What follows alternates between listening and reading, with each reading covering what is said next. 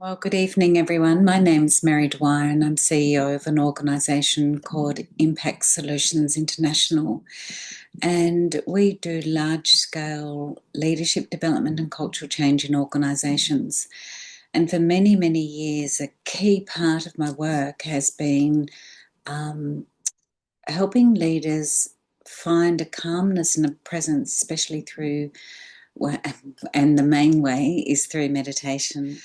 So there's a teacher of mine called Michael Singer, and he reminds me often that suffering comes from resisting the flow of life as it is.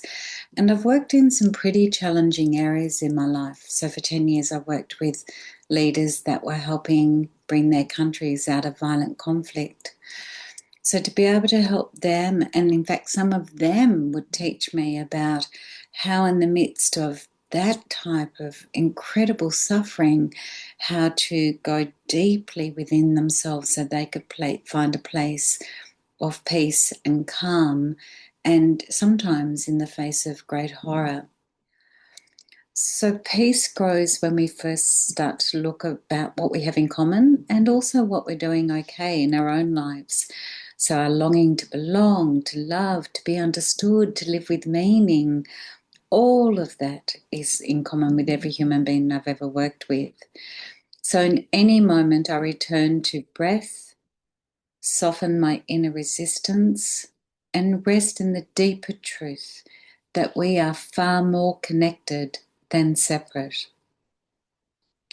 So if I was to lead us tonight in a message of hope or prayer, maybe what I would say is, as we enter this silence, really, really giving attention to our beautiful, gentle hearts. Just coming back into self, may we remember that there is another way of being. We can be grounded, we can be kind, and that includes to ourselves. We can be centered in presence, we can have humility, and we can reach out and have connection. And beneath that noise that's going on in our heads, there is always a stillness, and that belongs to each of us equally. So as we sit together tonight, may we loosen our attachment to judgment and indifference. And instead, I invite us all to get really curious about the humanity that we share. And may we remember beneath every single opinion, including my own, every wound and every story, there is a person who's seeking peace and love and becoming.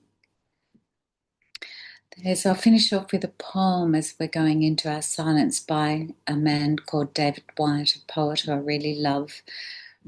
Enough. These few words are enough. If not these words, this breath, if not this breath, this sitting here, this opening to life we have refused again and again until now. May this time of silence help us open again to ourselves, to one another, and to the quiet wisdom that lives beneath all separation.